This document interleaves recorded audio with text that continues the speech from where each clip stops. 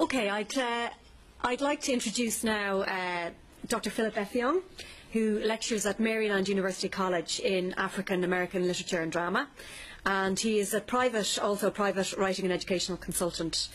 He's published a book on African American drama and a novel called Monty, which I think has a certain Irish ring to it, and some various other articles on African and African American literature.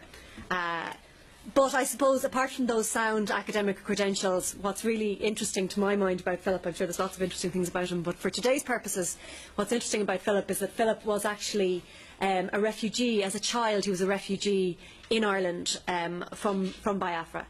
And he's going to talk to us today about those refugees' experiences as a 9-year-old child. Am I right, Philip? 9-year-old? As a 9-year-old child. Which I think has a real, it's very interesting in the context of our discussions today, but also has a resonance in terms of a situation that hasn't gone away, which is the situation of separated children in Ireland, because there's still a lot of children, whether we call them separated children or unaccompanied minors, who come to Ireland on their own without their parents for refugee status. So Philip's story, although it happened quite some time ago, is still being played out today in other contexts. So with that, I'm very happy to introduce Dr. Philip Effiong.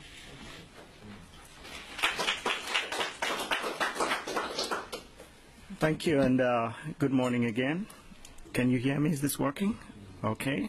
I just want to start. I wasn't going to do this, but I have what I'll describe as a preamble, just so people can get excited. I realize I'm going to be talking for a while, and I don't want you to get bored. So part of what we've been talking about is how the story of Biafra and Biafra's relationship to Ireland should be kept alive, and I want you to know that in some ways I'm trying to keep the story alive, and I'll share a couple of things. This will take about 2 minutes.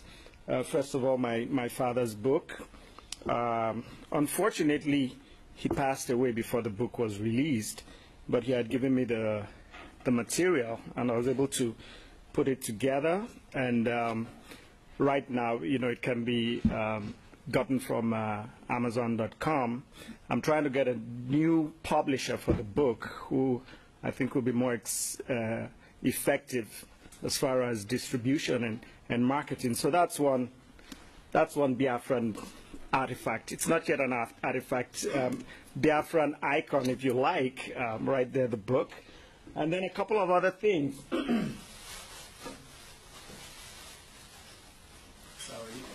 This is, you call it a muffler, right? I think in the U.S. this is called a scarf, a Biafran scarf right there.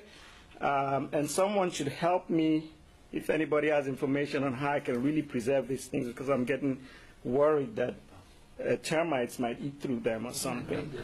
But I think this speaks to the ingenuity of the people. This is well over 40 years old, and look at how good it still is. Unfortunately, I can't give this away. But I thought I should share. I'm partly inspired because of the flag I see there. And then this is one of my favorites, the Biafran tie. And you look at how this has stayed. Again, it speaks to the ingenuity of the people. I don't know when they had the time to make things like this, right, frankly speaking.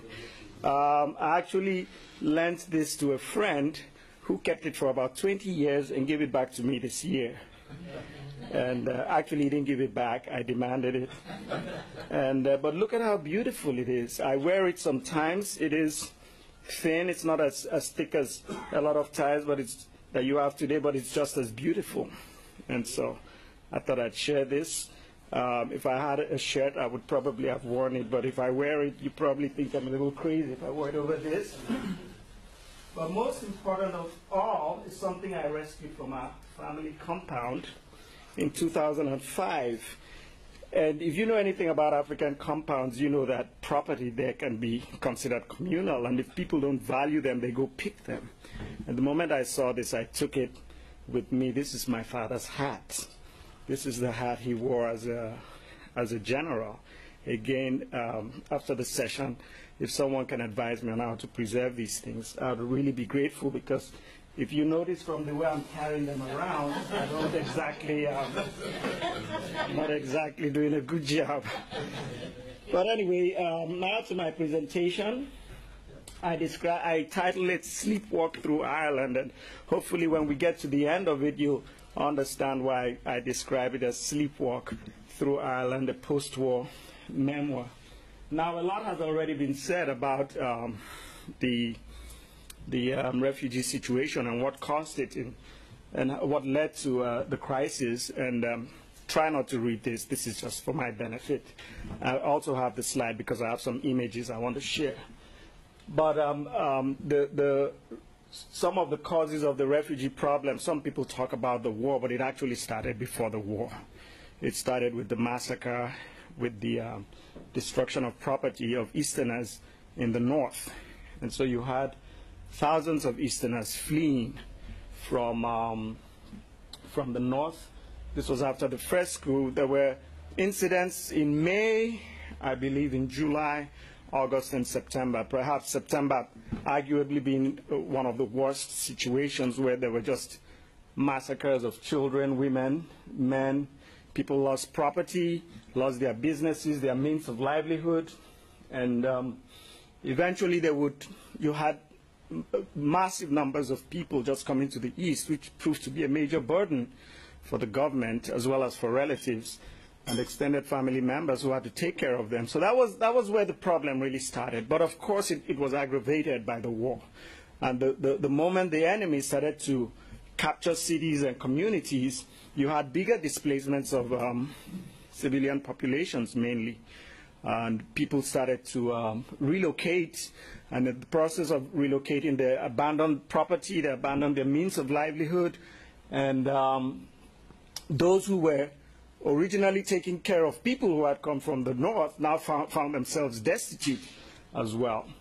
But apart from the incursion of the enemy into Biafra, into communities, there were other problems which were largely championed by Chief Awolowo, who was the Federal Minister of Finance, as well as, I believe, the Deputy Chairman of the Supreme Military Council. And he advanced policies like the use of starvation as a legitimate instrument of war. And following that, you had the economic blockade of Biafra, which has already been spoken about, the devaluation of the Biafran currency. Now, the economic blockade of Biafra was perhaps most gruesomely realized on the 5th of June, 1969, when a Red Cross plane carrying Norwegians, I believe a couple of Swedish passengers, and Americans was shot down. But the result of all of this, serious refugee problems at the beginning of the war, and so refugee camps were hurriedly established. Many of them were carved out of former schools or government buildings. Some of them were just makeshift buildings. But I think it would be good at this point to acknowledge the help of those countries that either recognized or were sympathetic to Biafra, at least its peoples were. You know, like Ireland, people say Ireland didn't give formal recognition. I really don't care, as long as the vast majority of the people, or a significant number of the people, were concerned. As far as I'm concerned, Biafra supported, Ireland supported Biafra. So, you know, I want to acknowledge the Ivory Coast, Sao Tome, Ireland, of course, Gabon, Tanzania, Zambia, and other countries which helped through supply of medical needs, clothing, food, helped to establish these refugee camps. And this list is not exhaustive, but these are the lists, but these are some of the groups, the humanitarian organizations that I continue to hear that were active in running and helping to sustain these refugee camps. And I've listed them. Caritas has already been mentioned, the Red Cross, the World Council of Churches, Holy Ghost Fathers of Ireland, I repeat the World Council of Churches, but anyway, Joint Church Aid, Catholic Relief Services, Salvation Army, you know, and I said the list is not exhaustive. For instance, I only learned, and I probably should be embarrassed about Africa Concern in detail during this conference, and I definitely want to acknowledge Africa Concern and other groups that I haven't mentioned. I want to personally say that we're grateful to these countries and organizations, and each time I have the opportunity, I will express that gratitude. Let me digress a little bit and say something about the refugee camps, because there's the general notion that they were filled with very sick, dying, malnourished children, women, men, and there was just filth and general decay. To an extent, that is true. For instance, at a place called Ifakala in Mbitoli local government area, I think that's where it is in modern Nigeria, I witnessed some of the most horrible refugee camp situations. Now, we lived in Ifakala because we were homeless at the time, believe it or not. I know it's hard to believe that General F. Young's family could have been homeless during the war, but Umwa had just fallen, and my dad's first ADC, his family, in this place called Ifakala, took us in, and we were there for several weeks.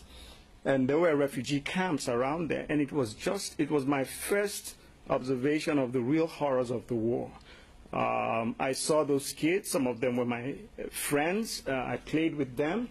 But I also witnessed a lot of death, a lot of starvation. The images we saw in the documentary yesterday of the children with thin legs, you know, the big heads, the big stomachs, I saw them. And that was a really, really touching and moving observation. Even though I was a child, the images are just so clear. And those images are partly what informed the novel that I would eventually write called Monty. But aside from that image, there was another image that I think we should recognize. And when Owerri was recaptured by Biafra and we moved to Owerri, we visited another refugee camp in my state, present Akwa Ibom State, in a place called Ntodino. And it was run by one Reverend Father Umana, who later became the principal of the secondary school I went to. But that refugee camp, it was amazing. It was just vibrant. It was full of life. It was full of healthy people, children, the men, the women. There was electricity most of the time because the generator, was functioning well. The children formed mock militia groups. They marched around. There was just life. There was food. There was health. So I think it is important to mention this, to understand that it wasn't a wasted effort. The refugee camp situation and the efforts to establish them wasn't a wasted effort. And before we left this refugee camp at Ntodino, the refugees actually put on a play. It was a major play that lasted probably about an hour, 30 minutes. And looking back, I just wonder, when did they even put the script together? It was amazing. And they also had a traditional performance right after the play. So it's the reason why I'm mentioning this is it will help me move into the other aspect of the refugee situation, which I'm going to talk about and which concerns me directly. And that's the intervention by some countries that would not only supply to these refugee camps, but would also take some of the refugees and provide a sanctuary for them in their countries. That also helped with the refugee situation. It helped to eventually save lives and provide people, especially children, with much needed food, much needed health care, education, and clothing. So the refugee situation on many levels was successful, and this was another level by which it was successful when these countries, I mentioned Gabon and Ivory Coast. I think Gabon and Ivory Coast took in perhaps the most because of the proximity to Nigeria. It was just relatively easy to fly them to Gabon and Ivory Coast. So you had large numbers. Of course, Ireland would take in a significant number of refugees. It mightn't have been as easy because of the question of proximity. But a lot of refugees were also taken in by Ireland, especially during the latter part and even at the end of the war, towards the end of the war and after the war. And I'd mentioned yesterday that, if you look at my second bullet there, that you do have today post-war Biafran communities. That's how I describe them in Gabon and the Ivory Coast. You have communities that have people that are in major ways descendants of the refugees that eventually stayed back, because not all of them eventually returned to Nigeria. Some eventually stayed there and would begin new lives and create new families. Now, how do I fit into this picture? Like you were probably aware, I was a refugee for a while, about 7 months here in Ireland, but there was really no original plan for me and my immediate older brother to be refugees. There were plans for my oldest sisters, Rosalind, Mercy, and my older brother, Valentine.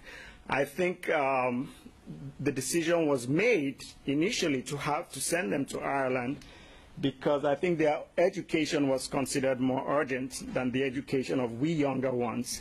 I think that was the plan. That's how I see it. So my sisters already moved to Ireland probably a year before the war ended, and my brother a few months after. And they stayed with a number of families. John and Kay, I thought it was only one family, but they stayed. I knew that they stayed with the Murphys, and it's amazing because Moira Murphy, now Moira O'Brien, is right here with her husband Barry. I've not seen Moira in 40 years, since 1970. You know, she's come out here, so the continuity is there. You see, it's still playing out. But anyway, with my brother and myself, as well as my younger brother and a cousin, it was all a question of chance. It was just a question of circumstances that eventually made us refugees. What happened was this. With the second collapse of Owerri, I think it was clear at that point that Biafra couldn't sustain itself. It was on the verge of collapse. And let me just go through very briefly what happened that night. My dad wasn't at home in Owerri, and the sounds of the mortars, the shells, the gunfire was so close, and we panicked. And my mom just threw a couple of things into her driver's car, and we left. We had no destination.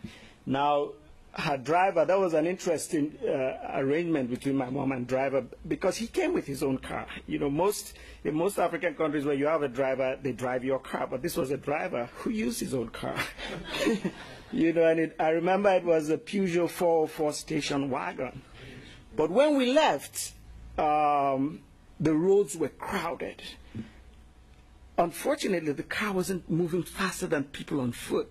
The only real advantage is that we were sitting down, but we were really not moving any faster. And if you know anything about Biafran fuel, there was this constant explosive sound from the exhaust pipe, and you know, people kept ducking.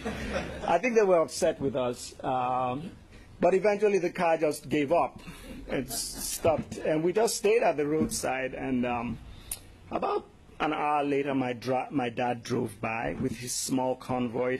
It had reduced in size significantly at this point. He drove by. I don't know if he was looking for us or if he just met us by chance.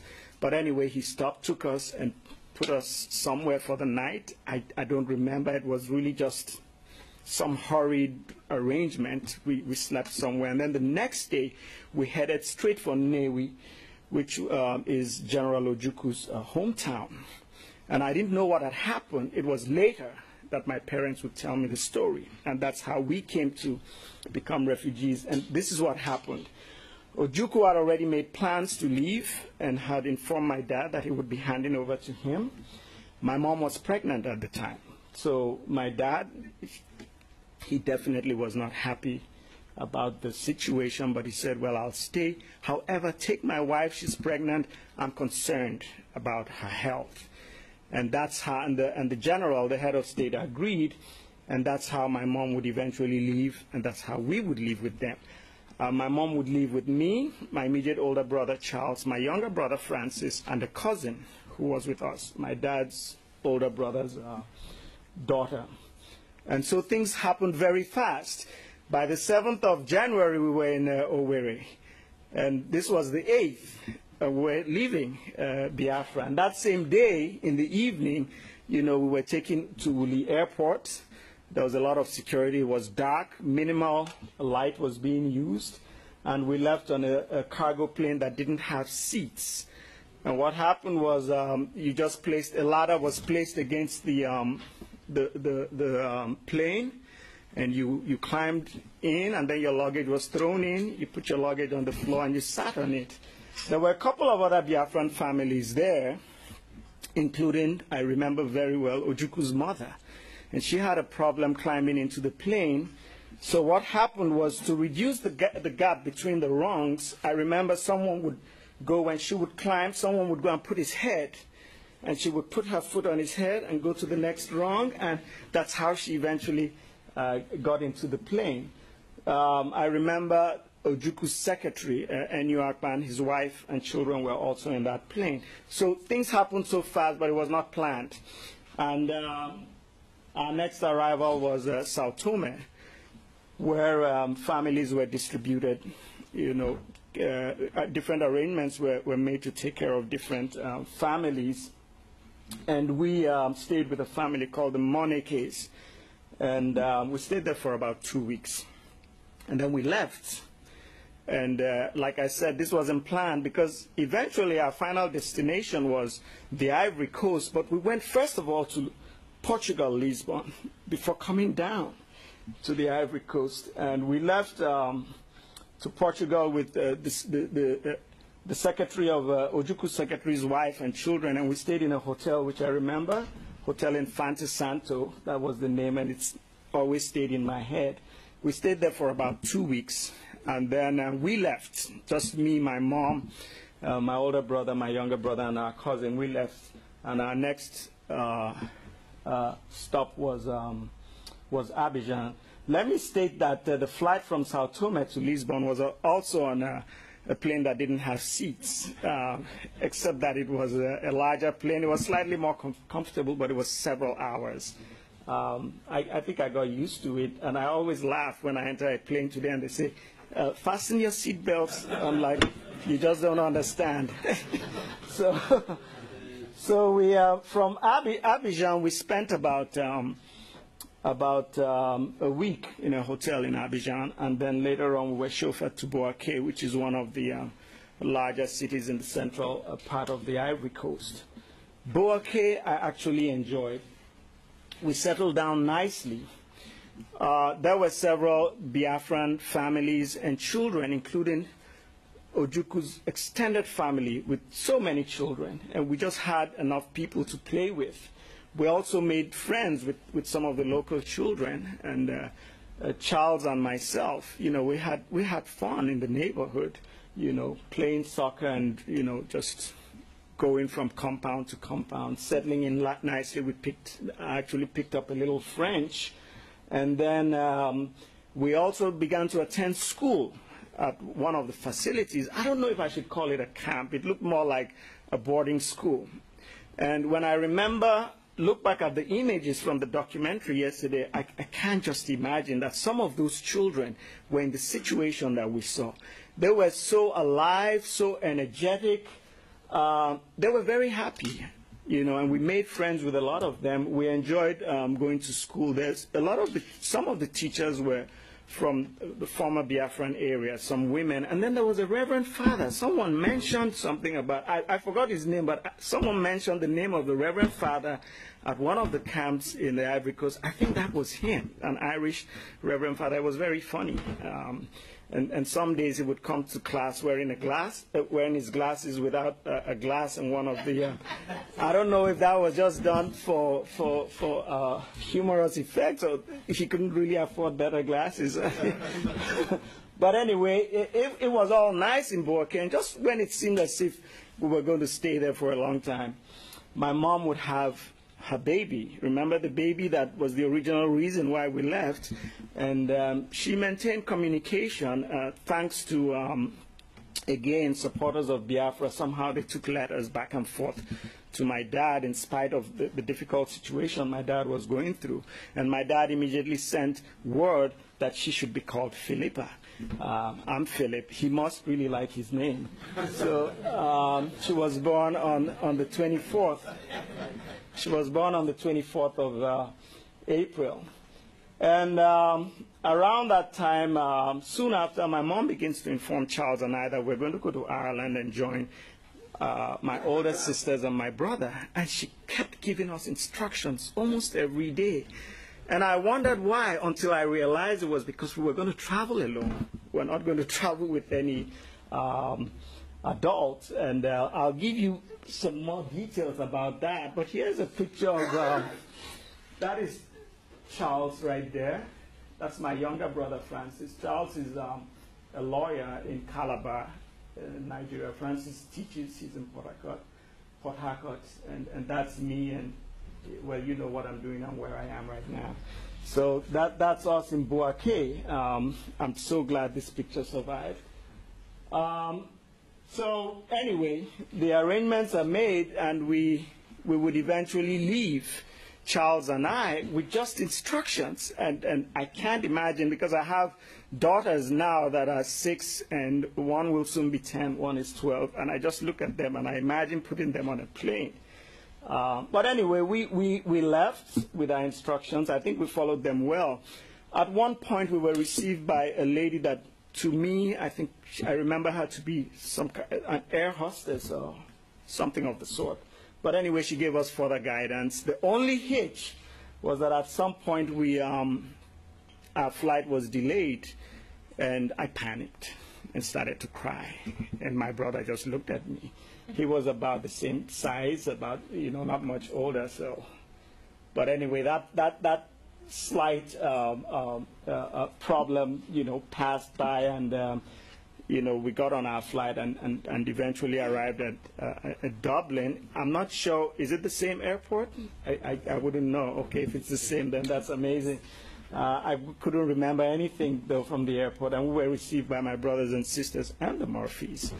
And we were taken to another family in another section of Ireland, of Dublin, and that bothered me for a number of reasons. The family was great. The family did everything to take care of us, but I state at the last bullet that I am contented, but also sad and lonely, because it's the first time that I'm living with people who are not my parents, and at least one parent is not around. It had never happened before. Now, if I had lived with my older sisters, they were closer to being parent figures to me because they're significantly older than me. That may have worked, but Charles was about my height, about my size, so he didn't provide too much consolation in terms of security. So many times I was sad. I missed my parents, but I don't want you to go away feeling that that was my story. There were a number of things that I consider welcome distractions. Of course, there were more than distractions. One was school. We started to go to school, and it's terrible that I don't remember the name of that school. And I tried to get Charles before I came here to remind me. He never responded. He probably doesn't remember. But anyway, school was about an hour, about a mile and a half, 2 miles away. Sometimes we walked there, played on the streets with other kids before we got there. Sometimes we got a ride there. But school was great because there was a diversity of people from different countries. I was put in, well, in the U.S. it would be called grade 4. Is it Form 4, Class 4? 4? Okay, that's where I was, but I don't know how that was determined, because throughout the war I didn't go to school after kindergarten. And I was put, occasionally we had teachers who would my mom would arrange to teach us, but anyway, I was put there, and I think I got along academically quite well and moved on, and my brother was put in the 6th class. And so it was great because it was a time to play. We enjoyed walking, just to walk to school. We got to meet new friends. And also related to my education is the fact that the O'Connells also really encouraged me to read. And one of the books I read a lot were the Naughty books. Do they still exist? Yes, they do. Okay.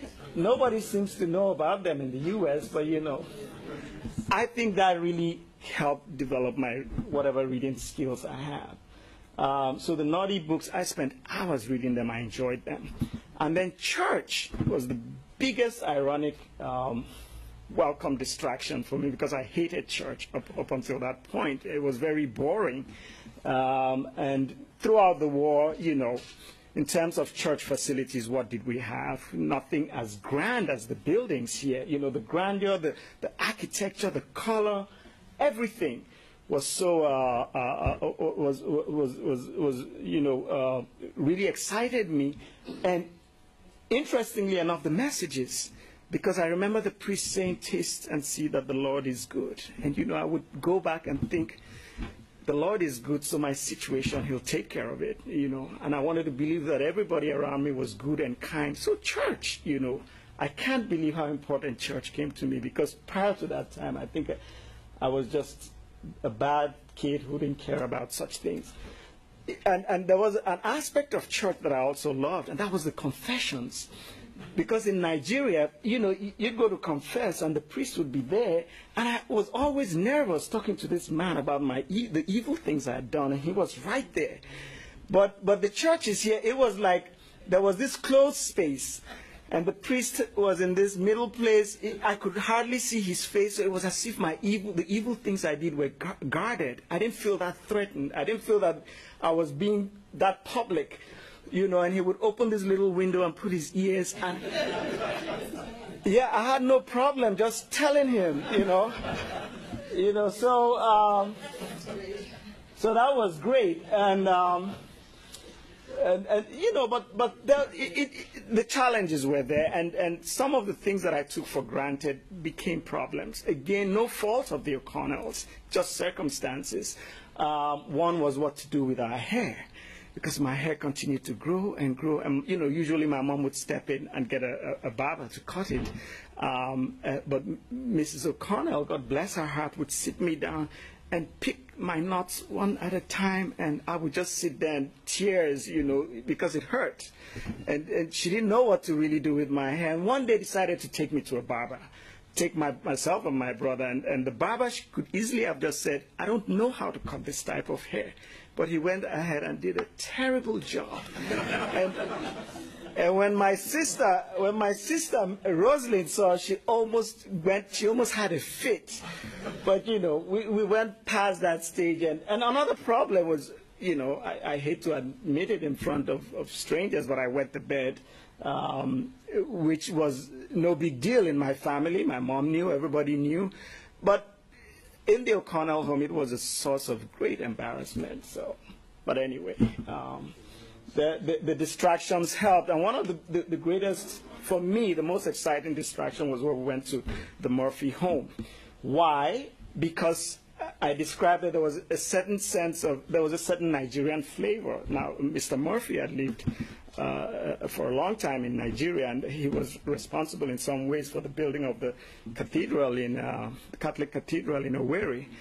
And he always had stories to tell about Nigeria. So he kind of brought me close to home. And he also spoke Pidgin English, which is a creolized form of English spoken in Cameroon, in Ghana, in Nigeria, with variations in Liberia and Sierra Leone. So anytime he spoke it, I was so thrilled, and I engaged him in conversation. And then there was also a sense of enhanced security because my older siblings were there. And for me, unlike Charles, they like I said, they provided more a parent figure. They were more like parent figures to me. And each time we left the Murphy home, I always cried. I always cried when we were taking back. But again, it was really all about me and not about the O'Connells. But you know, I don't want to. Oh, before I go to say, I just want to share some pictures, courtesy of Moira. You can see right there, that's my oldest sister, Rosalind. That's Charles. That's Valentine. He's an artist in Holland. I think I should give you all his website. You will like his art. That's me, of course, and that's Mercy. During one of our visits to the Murphys, we decided to take group photographs, which has proven to be just the best thing, because these are priceless pictures. And here's another one, this time, again with us here, Rosalind, oops, what did I do? Yeah. Rosalind, Charles, Valentine, myself, Mercy, and that's Mr. Murphy. And there's Moira right there. And that's her mother, and that's Jerry, her brother. Sorry, I keep doing that. So you see, these are priceless pictures which she has allowed me to use here. And look at how beautiful these pictures still are after about 40 years. But I was saying that I don't want this to be as if it was a question of survival for me. I don't want you to go away with the impression that, oh, it was sad and I had to look for ways to be happy. No. I eventually immersed myself into the life, Irish life, into a number of things, and I enjoyed it, my stay here, and I have nothing but fond memories. The food, I've not yet had mashed potatoes and sausages, what you call, is it bangers and mash? I hope I do before we leave, but I just love to eat them. The fish and chips, now in the U.S. occasionally you will have, I would eat fries and fish. It's never been the same. I still crave fish and chips. And then the chocolates and pastry, you can't even imagine going through a war where you never saw these things. I mean, prior to the war, occasionally I might have had ice cream or a sweet. But here was all this chocolate, all this cake, the pastries. I just indulged myself and had a great time, eating these foods. Apple cider, it was here in Ireland that I first had apple cider, homemade apple cider, when we were in the Aran Islands. Now, Guinness Stout, I didn't drink it then because I was too young, of course. But later on, when I would drink Guinness Stout as a grown-up, as a young man, it would have a lot to do with my memories of the euphoria that the Irish people seem to have when they drank this black liquid. I also played rugby. I learned how to play rugby here in Ireland. I learned how to play cricket. I played a little bit of Gaelic, but my brother, Charles, played more Gaelic and even played for the school. So I want you to understand that we enjoyed Ireland and we immersed ourselves into the life and culture. And one of the most fascinating experiences was when we went to Galway. We passed through Galway. We were really going to the Aran Islands. I don't know how that worked, but the Aran Islands I have beautiful memories of. It reminded me of rural life in Nigeria. I remember some of the buildings had thatched roofs. I remember visiting some of the caves where monks were supposed to have lived. I remember the rocky roads, the rocky walls. And of course, for the first time also, and the only time in my life, I participated in Halloween in October. And you'll probably be happy to know that I went around as a gorilla. It worked very well. I got a lot of candy, a lot of fruit. That's my brother and I in the Aran Islands. That's Charles right there. That's me. And you guessed right if you guessed that we're eating chocolate. So anyway, I'll hurry up and round up. Around November of that same year, the O'Connells begin to tell us that, begin to indicate that we would be returning to Nigeria. And just as things happened so fast when we were coming, they happened so fast when we were leaving. Arrangements were all made by December. I believe we had said bye to my older sisters and brother and the Murphys. And on this day, we were taken to the airport. And my brother and I, at first we thought we were traveling alone again, but when we got there were about 19 other Biafran children that were being sent back. And there were probably about 3 adults with us, 3 women. And things happened so fast, and by the next day we were in Ikeja Airport in Nigeria. And photographs were taken of the group, and then photographs were taken of just Charles and myself. And I remember in that photograph, I was there holding the football that I traveled with. That had been given to me as a gift. Now, football I didn't mention this, but was another great distraction. Even though I played football a little bit during the war, those pastimes really didn't exist. But here in Ireland, we played in the road in front of the house. Sometimes we went to a big field in one of the schools and played. For the first time, I witnessed the rivalries and the leagues on TV. I'd never watched matches on TV, so football was a great thing. I came back with this football, And we were put in a facility. I don't know where that building, what it was, but we were all put in this building, and we stayed in Lagos for about 3 days. The only thing I really remember about that building was that we were totally eaten up by mosquitoes. I remember very well. Fortunately, none of us came down with malaria. And then we used to go and eat during the day. We were all marched. About 21 of us were all marched to another facility to eat. And that facility had, interestingly enough, Biafran children. I think they were probably some of the returnees from the Ivory Coast and Gabon. But we used to go there and eat, and around the third day or so, arrangements were made for some of us to be taken to the east. Now, the picture that we're taking at the airport, I don't know if the papers published the group picture, but they published the one with just Charles and I. So my parents, at that point, my mom had already returned from Ivory Coast, and she was now with my dad. She and my younger brother and cousin were now with my dad, and they saw this picture in the papers, but had no clue where we were or how to contact us. So I don't know how they handled that, but anyway, we were finally all, some of us, not all of us, were put in a Volkswagen bus, what we call a Danfo bus, and it was about an 8-hour ride or 9-hour ride to the east. And once we got into the east, we knew, because the evidence of war was still everywhere. You know, you still had buildings filled with holes from explosives and bullets. The roads still had craters. Our final destination was Enugu, which was the capital of the East Central State and former capital, first capital of Biafra. Something very disturbing happened at this point, because families, the kids were gradually taken and dropped off with families or extended families or friends, until just Charles and myself were left in the bus. And I started to panic again, like, are they taking us to our parents? What's going to happen to us? Somehow the driver, and I don't know how he knew, took us to my aunt's place. My aunt lived in a part of Enugu called Coal Camp. I don't know how he was given the directions, but that's where he took us. And next to my parents, my aunt was the next best thing. This was my mom's immediate older sister. And when we got there, she wasn't at home. So that was another source of panic for me. So I, of course, started to cry, and Charles just sat down there as usual and just looked at me. He was strong, he didn't cry.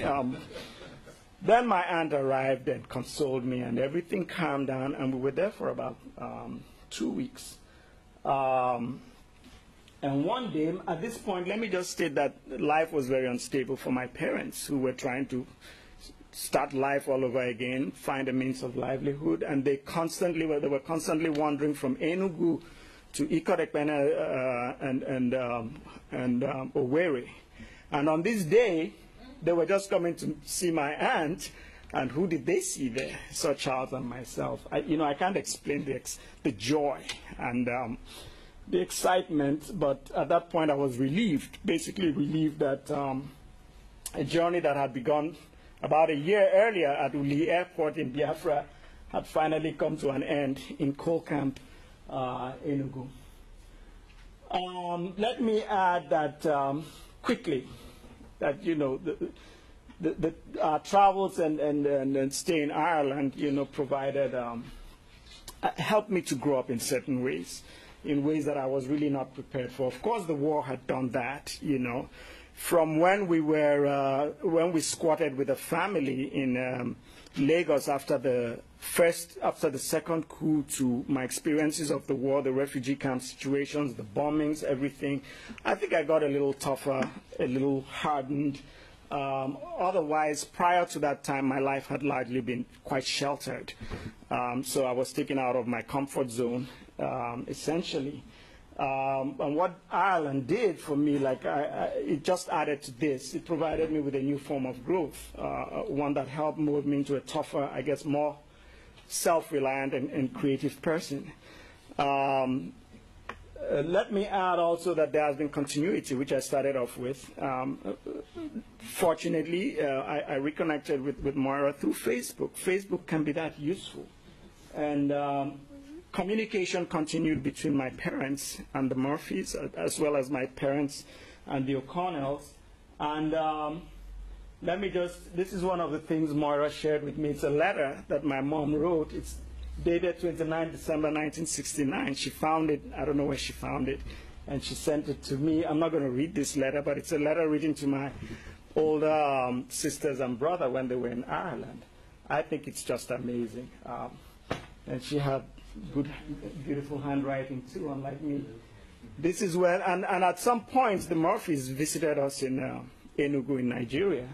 And that's Mrs. Murphy there. That's my older sister, Rosalind. That's Valentine. That's Charles. That's Francis, my younger brother. That's Philippa, who was born in the Ivory Coast, sorry. Of course, you know who that is, right there. That's Mercy. And look at my mom looking like the rest of us.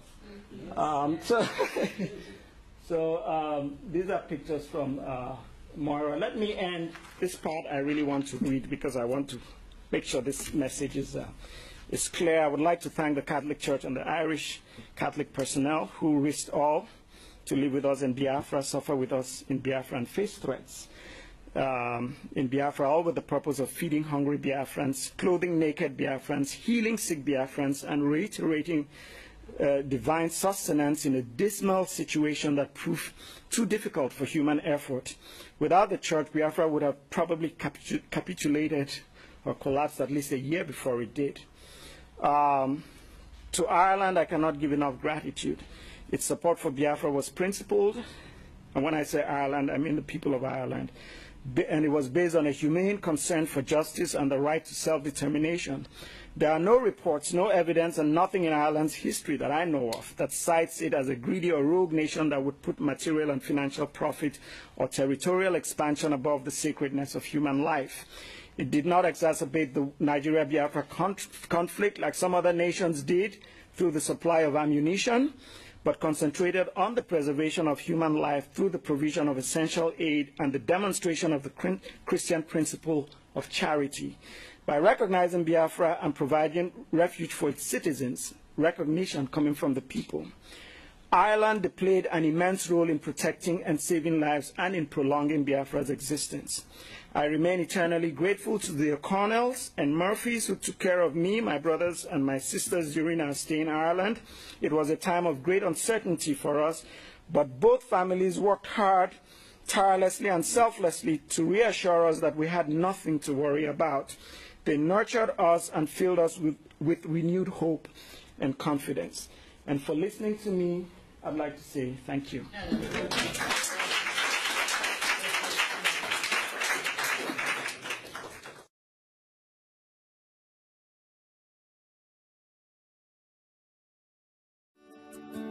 Welcome to Forestville Luxury Hotel. At Forestville Luxury Hotel, we offer excellent service. Our rooms have all the necessary facilities to make your stay comfortable and memorable. You will also have access to internet service, breakfast, 24-hour power supply, full air condition, free international calls, free tire pumping service, and free car battery charge. So what are you waiting for? Quickly visit Forestville Luxury Hotel. We are located at number 1 Adeline Mishile off Raji Rasaki Road, First Estate, Amuwo, Odofin Festac, Lagos. For more information or reservation, please call us on 08075787135 or 08099900601. You can also take advantage of our online ongoing promo at www.forestvillehotel.com to make your reservation and payment for your favorite room, which attracts a discount rate. Please note, rooms are reserved based on first come, first serve. Forestville Luxury Hotel. Experience the home of comfort. They come.